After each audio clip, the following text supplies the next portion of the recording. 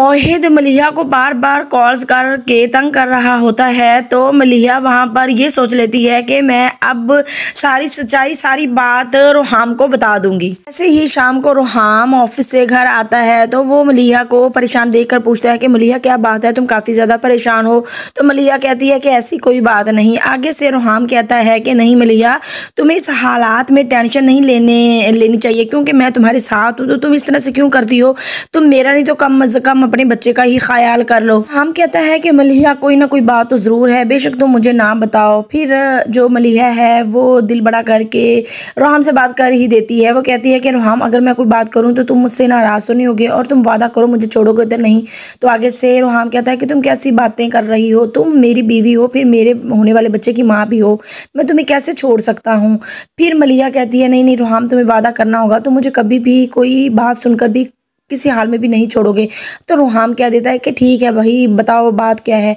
फिर आगे से मलिहा सारी बात बता देती है कि रोहाम, जो उस दिन लड़का आपको मिला था ना दरवाजे, माँ के घर के दरवाजे पर, वो लड़का मुझे बार बार कॉल कर रहा है। जैसे ही मलिहा की ये बात रोहाम सुनता है तो उसका तो बहुत ज्यादा गुस्सा आ जाता है। यहाँ रोहाम मलिहा से पूछता है कि तुम्हारा नंबर कैसे आया उसके पास। तो आगे से मलिहा कहती है कि रोहाम, यहाँ मेरी बात सुकून से सुनो, मेरा नंबर उसके पास इस तरह से आया कि वो आपका पीछा करते करते हमारे घर तक आ गया और जबरदस्ती मुझसे नंबर ले गया। मैं उससे ना मिलना चाहती हूँ ना बात करना चाहती हूँ।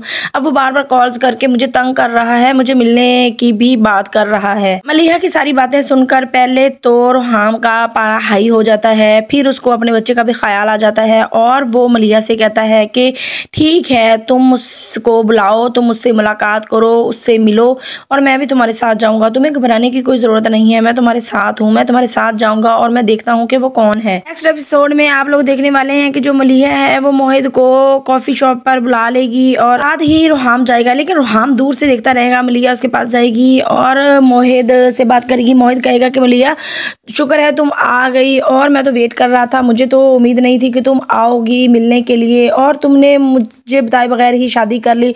तुमने मेरे साथ सही नहीं किया क्योंकि मैं तुमसे बहुत ज़्यादा मोहब्बत करता था, तुम जानती थी इस बात को।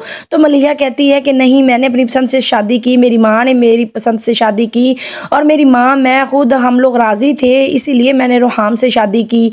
तुम्हारी माँ और बहन आई थी, मेरी माँ की काफ़ी ज़्यादा बेइज्जती कर गई, उनको जलील कर गई और फिर मैं किस तरह से तुम्हारी आस उम्मीद लगा कर बैठी रहती हूँ, तुम्हारा वेट करती, तुमसे शादी करती, ऐसे कभी हो ही नहीं सकता था। रोहाम के साथ खुश हूँ, ये कहकर मलिहा जब जाने लगती है तो मोहित उसका हाथ पकड़ लेता है और कहता है कि तुम मुझे छोड़कर क्यों जा रही हो, तुम मुझसे तलाक ले लो, मैं तुमसे शादी करूँगा। तो आगे से मलिहा कहती है कि ऐसा कभी भी नहीं हो सकता, मैं रोहाम के साथ खुश हूँ और बहुत ज़्यादा मोहब्बत उससे करती हूँ। वो उसके मुँह पर थप्पड़ मारती है कि आइंदा ऐसी बात नहीं करना और मुझसे मिलने की कोशिश भी मत करना। दूसरी तरफ दिखाया जा रहा है कि जो सना है वो कबीर को बिन बताए अपने बाप का पता करने चली जाती है। जब जाती है तो हॉस्पिटल में उसके बाप की बहुत बुरी हालत होती है। तो उसका बाप कहता है कि मैंने जो कुछ भी किया, मैंने तुम्हारा घर बसाने के लिए किया, बेटा मुझे माफ़ कर दो। जैसे ही सना घर आती है, कबीर को पता चलता है कि सना बिन बताए गई थी अपने बाप को मिलने के लिए। यहाँ पर कबीर बहुत ज़्यादा मारता है सना को, इतना मारता है कि सना बेहोश हो जाती है और जब इसके माँ बाप को पता चलता है तो वो आते हैं, देखते हैं कि सना को क्या हो गया है। सना बेहोश पड़ी होती है।